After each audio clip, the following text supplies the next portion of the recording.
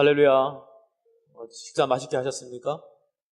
우리 옆 사람 한번 인사하겠습니다. 당신은 하늘나라의 주인공이십니다. 우리 뒷사람에게도 한번 해주세요. 시작. 당신은 하늘나라의 주인공이십니다. 아멘. 선교사님께서 하늘나라에 관해서 계속적으로 말씀을 해주고 있는데, 하늘나라에 관해서 그 관점으로 해석하고 또 그것을 풀어주시는 것은 어디에 가도 잘 없습니다. 왜냐하면 목사님들이 구체적으로 거기까지 또 설교할 부분들이 그렇게 잘 미치지가 않습니다. 골고루 또 생각해야 되고 여러 입장에서 생각해야 되기 때문에 하늘나라의 그 관점으로 깊이 있게 계속적으로 한 달 동안 넘게도 이렇게 판다는 것은 보통 우리 목사님들은 할 수가 없는 부분들입니다. 이 선교사님이시니까 가능하신 것 같아요. 여러분들이 그러한 말씀 속에서 어떻게 하면 우리가 하나님 나라의 확장을 시킬 수 있을까? 우리 교회가 어떻게 하면 하나님 나라를 보여줄 수 있을까? 우리 가정이 어떻게 하면 하나님 나라를 보여줄 수 있을까? 그것에 여러분들이 관심을 두었으면 좋겠습니다. 오늘 예수님께서도 선교사님과 비슷한 이렇게 연관지어서 이렇게 좀 말씀이 되어집니다. 하늘나라의 그 관점을 우리가 가져야 되는데, 오늘 예수님께서도 한 사람에 관해서 많은 관심을 가지고 그 한 사람을 통해서 열정을 쏟으시는 그런 모습을 오늘 말씀을 통해서 볼 수가 있습니다. 이 본문에 나오는 이 주인공 한 사람이 도대체 무엇이길래 얼마나 하나님을 잘 섬기고 얼마나 하나님을 잘 대했는지 우리는 말씀을 보면은 형편없는 사람처럼 보이잖아요. 이성을 잃은 사람처럼 보이잖아요. 그죠? 그리고 아무것도 할 수 없는 귀신에 사로잡힌 그런 자로 우리가 볼 수 있잖아요. 그런데 예수님은 그 한 사람에게 많은 관심을 두십니다. 이 모습을 보면서 우리가 말씀을 해석하는데, 먼저 이 말씀을 풀으시기 전에 한 사람이라는 것을 초점에 맞추신 것을 볼 때에 우리가 어느 부분을 봐야 되냐면 5장 그 위에 장 4장 35절에서 41절까지의 말씀을 우리가 지목할 수가 있어야 됩니다. 거기 보면 예수께서 이제 풍랑을 맞는 제자들과 예수님이 풍랑을 만나시는 그 장면이 나오거든요.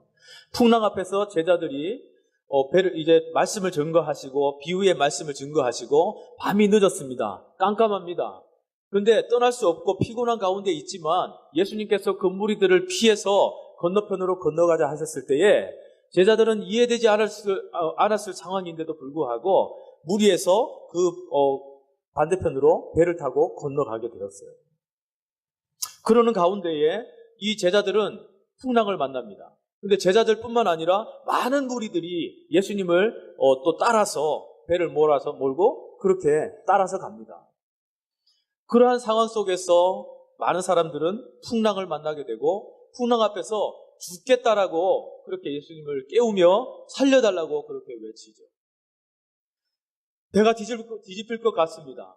배가 물이 가득 차들어와서 배가 가라앉을 것 같습니다. 예수님은 고물에서 주무시고 계십니다. 이런 상황이 오늘 4장 이 끝절에 이렇게 나타나고 있습니다. 예수님께서 그 모습을 보면서 39절에 보니까 깨어 바람을 꾸짖으시며 바다더러 이르시되 잠잠하라 고요하라 하시니 바람이 그치고 아주 잔잔하여 지더라. 뒤 말씀 보니까 이에 제자들에게 이르시되 어찌하여 이렇게 무서워하느냐, 너희가 어찌하여 믿음이 없느냐라고 그렇게 말씀합니다. 오늘 선교사님 말씀하셨죠. 어찌하여 너희들이 믿음이 없느냐. 또 그들이 심히 두려워하여 서로 말하되 그가 누구이기에 바람과 바다도 순종하는가. 오늘 말씀해 보면 하나님 앞에서는 바람과 바다도 잠잠할 수밖에 없는 것이죠.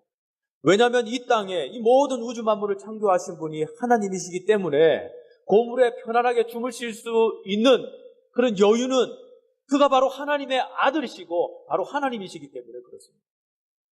무엇을 걱정하느냐 말이죠. 근데 더 중요한 것은요, 그 앞에 절을 넘어가면은요, 하나님 나라에 대해서 말씀해요. 26절부터 보세요. 또 이르시되 하나님 나라는 사람이 씨를 땅에 뿌린 것 같으니, 그러면서 하나님 나라는 이라고 말씀을 하고 있습니다. 또 39절에 보면 이르시되 우리가 하나님 나라를 어떻게 비교하며 또 무슨 비유로 나타낼까? 겨자씨 한 알과 같으니 라고 말씀하고 있습니다. 계속해서 이렇게 하나님 나라에 관해서 예수님께서 말씀을 하시고 피곤한 가운데서 건너는 가운데에 풍랑을 만났고 예수님은 그 풍랑 가운데서 고물에서 주무시고 계시는 거예요. 하나님의 아들이 무엇이 풍랑이 두려워서 떨겠습니까? 그죠? 근데 중요한 것은 제자들이나 많은 사람들이 풍랑 앞에서 떨었다라는 것은 뭐냐면 너희가 겨자씨만한 믿음만 가지고 있으면 돼. 예수님이 믿음이라는 것을 계속적으로 이렇게 비유를 통해서 말씀해 주심에도 불구하고 제자들은 무엇을 하고 있어요? 믿음이라는 것은 어디 간 데 없고 풍랑 앞에서 내가 죽겠습니다라고 외치고 있는 거예요. 우리들 하나님을 잘 섬긴다고 하지만은 위기 앞에서 우리는 도와주세요. 예? 그렇게 외치고 있어요. 오히려 당당하게 그것을 대처하고 믿음으로 이끌어가야 할 우리들이 염려가 가득 차서 막 울부짖으며 부르짖고 있습니다. 이것이 우리의 모습이 아닌가요, 여러분? 이러한 모습들이 우리의 모습들이 아닌가요? 우리에게는 믿음이 있다 하고 하지만은 정작 그 믿음이 위기에 만나면은 믿음은 어디 간 데 없는 거예요. 이것이 우리의 또 현재의 우리의 모습이 아닌가 생각을 해봅니다. 예수님은 좋은 밭에 뿌려진 믿음, 겨자씨처럼 자라나는 믿음, 또 아니면 또 자라나는 믿음에 관해서 계속적으로 믿음에 관해서 말씀을 해주셨어요. 믿음이 없으면 풍랑에서 이길 수가 없는 것입니다. 자연은 잠잠하라 했을 때 오늘 목사님께서 말씀하셨죠. 잠잠하라 하면 그것들은 뭐예요? 잠잠할 것들이라고 말씀했어요, 목사님. 오전에. 그죠? 오늘 제가 말씀한 부분이 그 부분에 강조할 부분인데 목사님이 말씀을 하시더라고요. 깜짝 놀랐어요. 이 모든 우주 만물, 창조물들은 잠잠할 것들이에요. 그냥 명령하면, 주 예수의 이름으로 명령하면 그냥 잠잠할 것들이에요. 풍랑 앞에서 우리가 정말 위기를 당했을지라도 그것들은 우리가 겁먹을 이유가 없고 두려워할 이유가 없는 것들이에요. 주님의 이름으로 우리가 물리치면 되는 것입니다. 근데 구원의 문제, 우리의 문제는 어떻죠? 네? 우리는 말한다고 해서, 우리 스스로 말한다고 해서 그것들이 잠잠해질 우리들입니까? 우리들을 잠잠케 하시고 평안케 하시는 분이 누구세요? 예수 그리스도 외에는 없다라는 것이죠. 오늘 선교사님이 그것을 이렇게 딱 말씀하시는데, 그렇구나. 우리를 다스리실 분은 바로 예수님이세요. 그러나 자연을 잠잠케 하는 것은 우리에게도 능력이 있습니다. 그리스도의 이름으로 나가면 되니까요. 믿음 앞에서 순종을 요하고 계세요. 믿음 있는 자라면 순종을 해야 됩니다. 자연도 순종합니다. 모든 만물들이 다 순종합니다.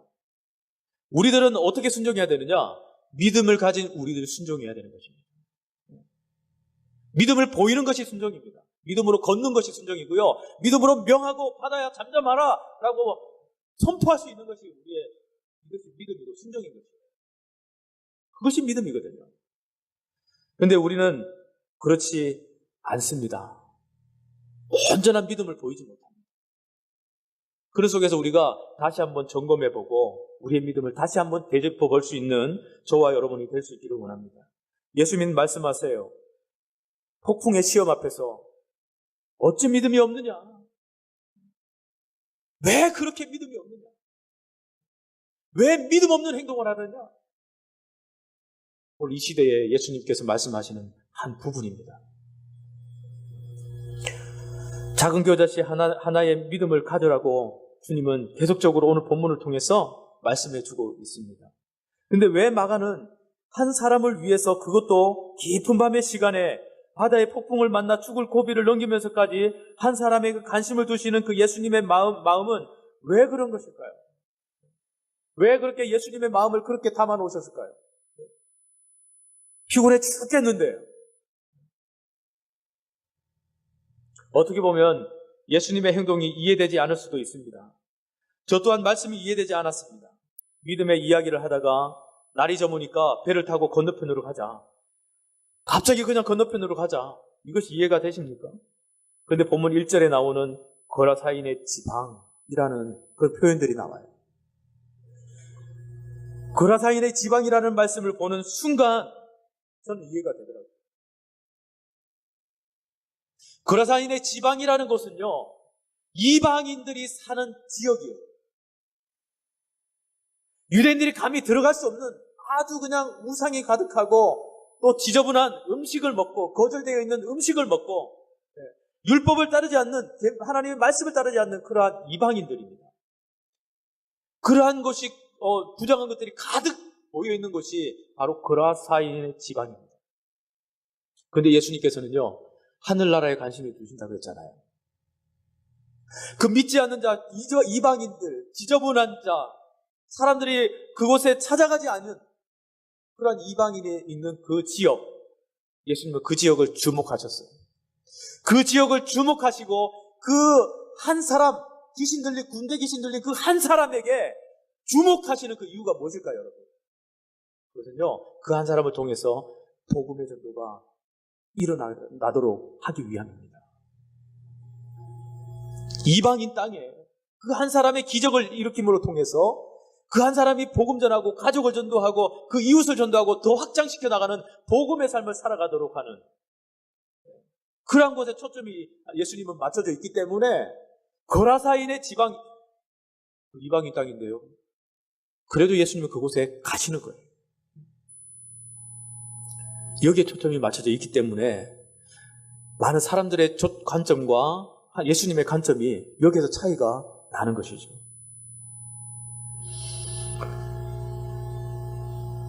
거라사인의 지방은요, 데가볼리라는 지역입니다. 근데 이 지역의 특징은 돼지를 많이 키운다는 거예요. 돼지는 부정한 것입니까? 안 부정한 것입니까? 네? 부정한 것이죠. 레위기에 보면 못 먹는 음식입니다. 그냥 금해 놓은 음식이에요. 근데 돼지를 많이 키운다는 것은 무엇을 말하는 거예요? 이방인 땅이구나라는 것을 알 수가 있는 것이죠. 그들은 돼지든지 무엇이든지 그냥 자유롭게 먹으니까요. 그죠? 레위기에서 돼지는 불결한 동물로 구분되어 있습니다. 그런데 만약 유대인들의 지역이었다면 이 불결한 짐승을 키운다는 것은 있을 수 없는 일이죠. 이방 지역이기 때문에 가능한 것입니다. 그리고 이 지역은 로마가 다스리던 지역이었습니다. 이 사람이 이해하는 귀신이 바로 9절에 보면은 군대 귀신이라고 그렇게 말씀하고 있습니다. 이 당시 이 지역 근처에서 로마의 군대가 주둔하고 있었습니다. 이 신약의 군대에는요, 보면은 중대도 아니고 사단도 아니고 군단을 의미하는데 이 군단은 적어도 한 6천 명의 군대가 돼요. 왜 그러냐면 보병이 한 3,500 정도 이렇게 거느리고요. 기병이 한 700명 정도 구성됩니다. 그러면 합치면 한 6천 명 정도 되거든요. 이것이 군단입니다, 군단. 6천 명이면요, 식사를 배식을 해도 엄청나게 오래 걸립니다. 6천 명이에요, 6천 명. 근데 변방 지역에 로마의 엄청난 군단이 파견되어 있는 것은 있는 지역으로 그 속에 돼지가 있고 무덤이 등장하고 또 이방인들이 등장하고 더러운 귀신의 난폭한 그런 막 소리 지르는 쇠사슬을 막 끊어버리는 그런 광인의 모습이 여기에 등장합니다. 유대인들에게는 부정한 것들 전체였습니다. 특별히 이 사람이 고백한 귀신의 이름이 군대라고 했던 것을 볼 때에 그 사람 안에는 적어도 몇 명이 들어있어요? 6천 명 이상의 군대 귀신이 들어있다는 거예요. 누구나 이 사람을 보면 피할 수밖에 없는 군대 귀신에 사로잡힌 자입니다. 그런데 이 한 사람을 위한 열정과 관심을 보이신 예수님은 왜 관심을 보이고 있는 것인가? 그래서 우리가 말씀을 더 구체적으로 이렇게 묵상을 할 수 있어야 돼요. 유대인의 지역도 아니고 온통 부정한 것뿐이며 어둠과 위기의 바다 풍랑을 뚫고 오신 이유가 무엇인가? 한 사람을 구원하시기 위해서입니다. 예수님은 이러한 지역과 상황에 놓인 한 사람의 구원을 위해서 밤이 늦어도 위험을 무릅쓰고서라도 거라사인 지방으로 오신 것입니다. 마가복음에서 이렇게 계속적으로 예수님을 하나의 주제로 몰아가고 있어요. 하나님 나라, 구원의 관점, 그런 쪽으로 계속적으로 몰아가고 있습니다. 그것은 바로 예수 그리스도가 전도하기 위해서, 선교하기 위해서 왔다는 것들을 드러내기 위한 것들이죠. 마가복음 1장 사건을 보면은 예수님께서 수많은 병자를 고치시고 이적을 행하신 일들이 나오는데 사람들은 그러한 주님을 보려고 몰려왔습니다. 그리고 예수님을 유대인의 왕으로 정치적인 메시아로 그렇게 삼고자 했어요. 근데 사람들은 병 고치고 이적을 행하는 그런 모습에 있는 예수님만을 사모했어요. 병 고쳐주는 예수님, 이적을 행하는 예수님, 와, 정말 예수님 멋지시다. 그것에만 초점이 있지 다른 곳에는 전혀 관심이 없는 거예요.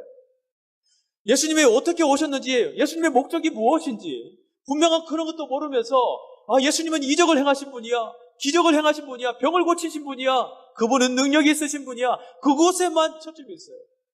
교회가 병 고치는 데만 초점이 있으면은요, 많은 저 바깥에 있는 병든 자들이요 다 이곳에만 몰려올 거예요.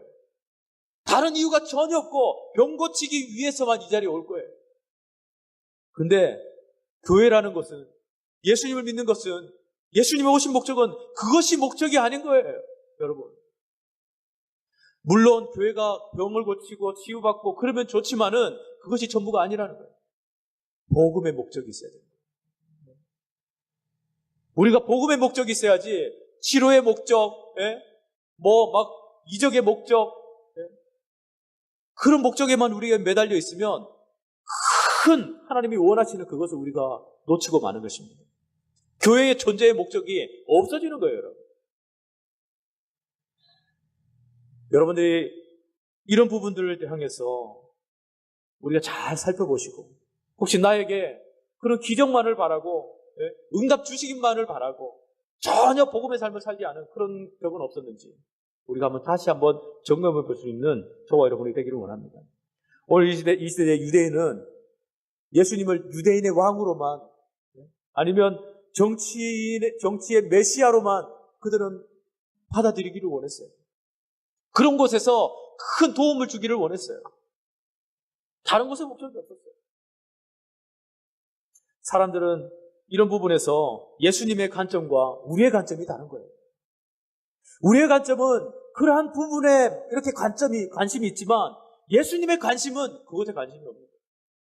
예수님의 관심과 나의 관심이 딱 일치될 때 교회는 큰 능력으로 선교할 수 있고 복음 전할 수 있고 세상 사람들에게 세상에 전하지 않아도 우리 교회로 몰려올 수 있는 놀라운 교회가 되는 것입니다. 그것이 예수님과 우리의 관점이 하나로 되어져야 돼요. 예수님은 전혀 관심이 없고 들어주시지 않는데 우리는 기적 붕 이것만 외친다면 되겠습니까? 그죠? 하나로 뭉쳐져야 돼요. 예수님의 관점을 하나로 모으시기 바랍니다. 나의 지금 하고 있는 부분들이 예수님이 원하시는 것인가? 예수님이 원하시는 것인가? 그것을 볼 수 있도록 합니다. 여러분, 예수님이 오신 목적이 무엇이라고요? 네? 무엇이라고요? 복음을 전하는 것입니다. 근데 사람들은 예수님을 욕망의 대상으로 보고 있어요. 예수님은 우리가 사업하다가 부도난 것을 해결해 주시러 오시는 분이 아니에요. 이곳에 와서 펑펑 울면서 사업 부도 나를 회복시켜 주세요. 돈 주세요. 계속 그랬거든요. 근데 예수님은 여전히 말씀하시는 것은 너가 복음의 삶을 살아라, 그렇게 말씀하실 거예요. 나는 너가 복음의 목적이 있기를 원한다. 그렇게 예수님 말씀하십니다. 왜요? 바다나 모든 이 땅에 있는 다스릴 것들은 예수님이 우리에게 주셨기 때문에, 위임해 주셨기 때문에. 네? 아멘입니까? 그것들은 다 주님의 능력으로 해결할 수 있는 부분이에요. 믿음으로 나아가면, 깨어있으면 그것들은 다 해결될 부분이에요. 그냥 우리가 구체적으로 막 돈 안 해도 복음을 위해서 살아가는 만들어진 나는 하나님께서 채우시고 해결해 주시는 거예요. 근데 우리는 그것은 어디 간 데 없고 이것에만 매달려서 염려하고 걱정하면서 막 주세요 하고 있어요. 이것이 우리의 잘못된 부분입니다. 우리가 기도하고 깨어 있어야 할 그것은 바로 복음의 삶인 것입니다. 빚진 자로서 전도와 선교의 삶을 살아가는 것은 우리의 마땅히 해야 할 사명인 것이에요. 사람들이 자신들의 욕망의 대상으로 삼으려고 찾아왔을 때 예수님은 38절에서 뭐라고 말씀하십니까? 38절에서요? 한번 읽어볼까요?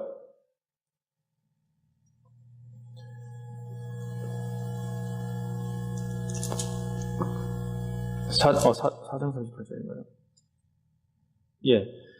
예수께서 고물에서 베개를 베고 주무시더니 제자들이 깨우며 이르시되 선생님이여 우리가 죽게 된 것을 돌아보지 아니하시나이까 하니 그렇게 말씀합니다. 그러면서 또 말씀하기를 우리가 다른 가까운 마을들로 가자.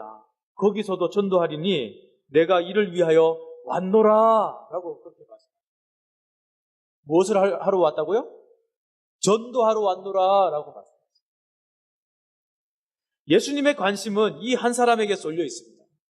자기 속에 6,000가지의 소리를 내는 귀신에 사로잡혀 가족들로도 버림을 받은 사람에게 집중하고 있어요. 그래서 어느 사람도 이 사람과 함께 할 수 없어서 사회로부터, 동네로부터 버림을 받은 더러운 무덤가에서 자악하면서 그 속에서 그렇게 비천한 비천한 삶을 살아가고 있습니다. 이 한 사람을 만나기 위해서 주님은 하늘의 보좌를 버리셨습니다. 깊은 밤과 폭풍 후의 위기를 경험하셨습니다.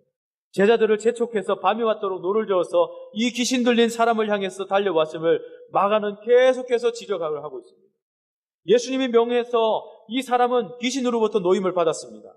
그리고 이 귀신들이 거의 2,000마리나 되는 돼지떼로 다 들어가서 비탈길로 다 이렇게 막 돼지떼가 막 몰려들어서 그냥 바다에 빠져가지고 다 죽어버렸어요. 이제 귀신이 떠나간 이 광인은 모든 것이 다 이제 해결되었어요. 정상적인 사람이 되었어요. 자기가 벗었음을 알게 되고 부끄러워하게 되고 또 자기의 이성과 감성과 이 모든 것들을 다 느끼고 알 수 있는 그런 회복된 사람으로 되었어요. 그런데 거기를 지켜보는 사람, 그 이적과 기적을 지켜보는 그 사람들은 어떻게 합니까? 예수님을 두려워하면서 예수님을 배척하지 않습니까? 왜 배척하는 것이에요, 여러분? 왜 배척을 하냐면 자신들은 세상에 주판만 가지고 있거든요. 돼지가 2,000마리가 죽었어. 어쩌면 좋아. 주판을 두드리고 있어요.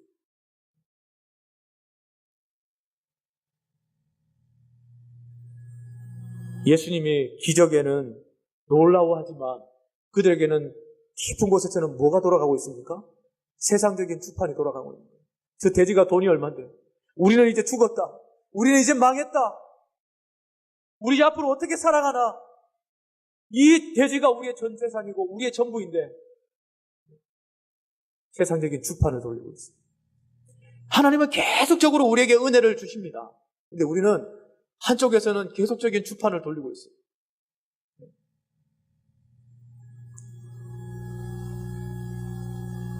이것이 하나님을 바로 바라볼 수 없고 하나님의 관점을 볼 수 없게 하는 그런 큰 실수인 것이죠. 예수님의 관점은 이 한 사람의 회심과 구원에 있습니다. 그러나 세상의 관점은 자신들의 이익에 있는 거예요. 오직 이익에만 있는 거예요. 그러니까 돼지가 죽은 것에 안타까워하죠. 예수님의 관점은 이 사람이 하나님의 사람으로 회복되고 구원받는 것에 있지만 세상의 관점을 가진 사람들은 자신들의 욕망에만 채워져 있어요. 채울 것에만 있습니다. 우리들은 예수님과 보는 관점이 같아야 합니다. 주님의 관점으로 봉사해야 되고 섬길 수 있기를 주님으로 부탁을 드립니다. 예배를 내 관점으로 드리는 것이 아니라 하나님의 관점, 하나님이 보시는 관점, 하나님이 받으시는 그 관점으로 우리가 예배를 드릴 수가 있어요.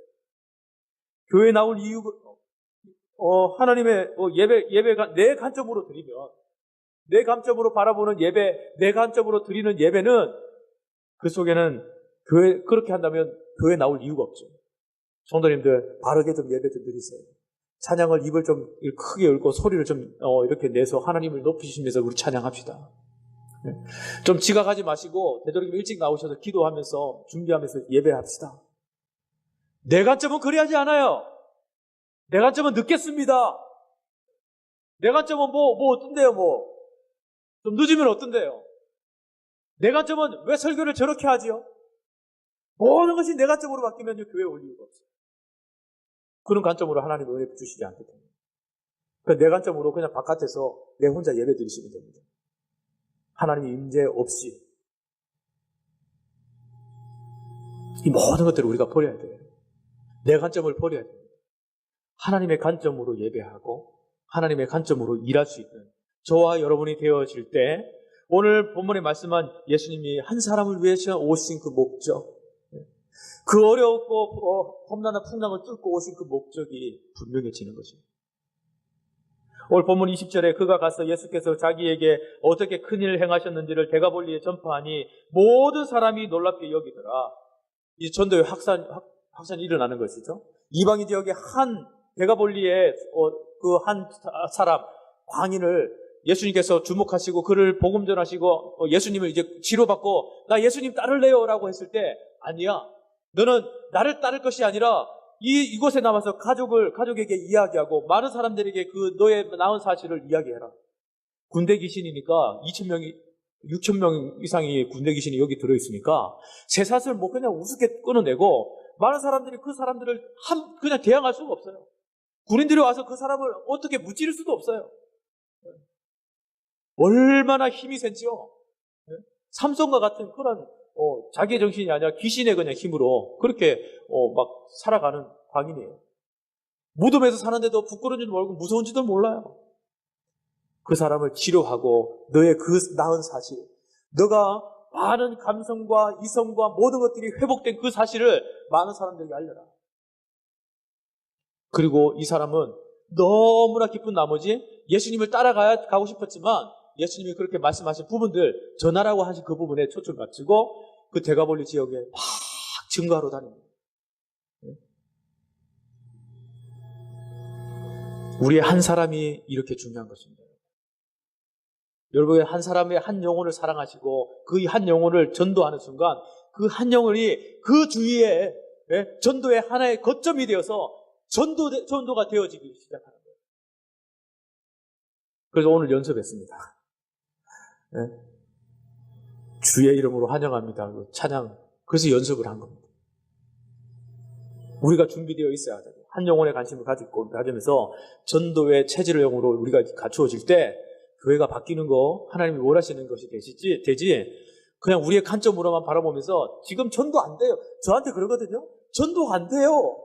전도지 뿌려서 뭐 해요? 돈만 아깝잖아요. 지금은 관계전도예요. 그런데 관계전도 맨날 해요, 솔직히. 회사에서, 일터에서 그냥 다니면서 아니면 이웃에 관계전도 맺습니까? 안 맺거든요.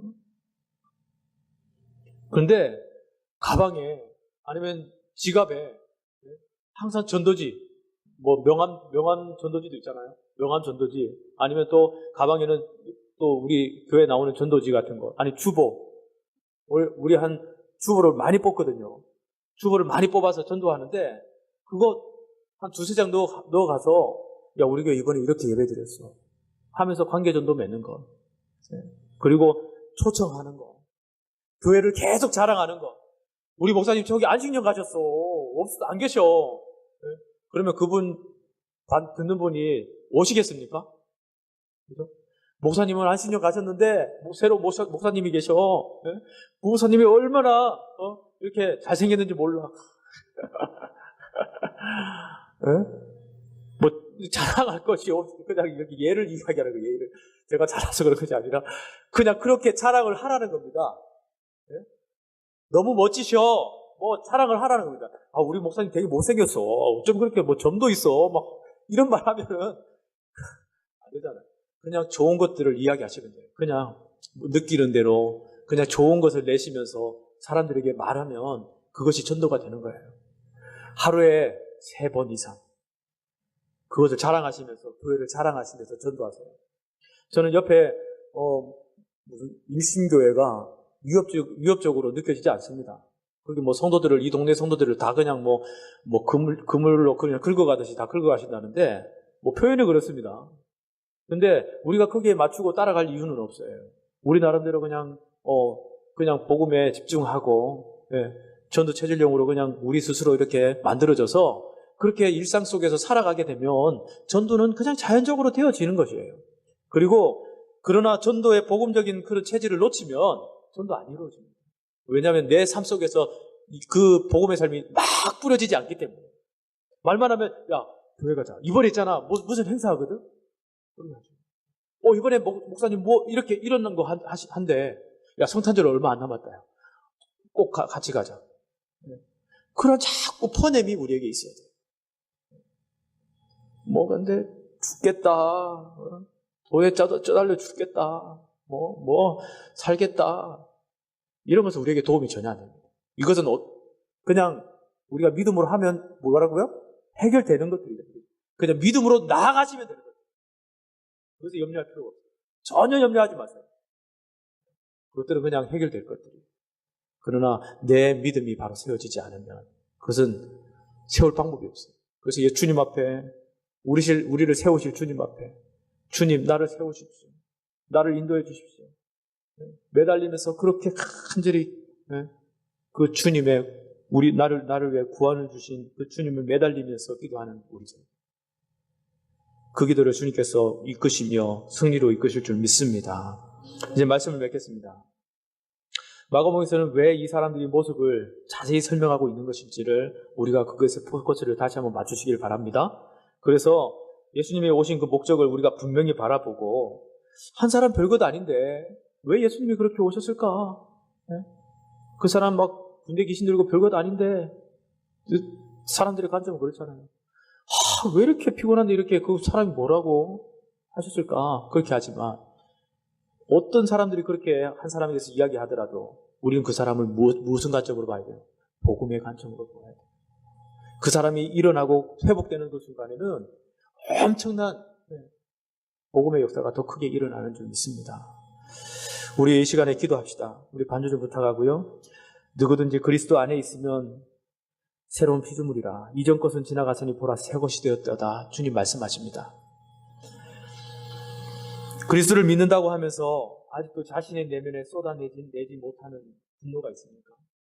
아직도 곁에 있는 지체에게 상처 입은 마음으로 고통하고 있는 분 계시나요? 교회 공동체 속에서 적당히 주변인으로 경계인으로만 남기를 바라면서 서성이고 있는 그런 분은 없습니까? 여러분은 더 이상 광인이 아닙니다. 우리는 더 이상의 광인이 아닙니다. 세상적인 광인의 모습과 습관을 오늘 시간에 주님 버리기를 원합니다. 철저히 하나님의 영광을 선포하면서 부름받은 존재라는 것에 우리가 하나님이여 그렇게 살아가기를 원합니다. 광인의 모습을 회복시켜 주시옵소서. 우리 주님 한번 부르시고 다 같이 기도하겠습니다. 주여 하나님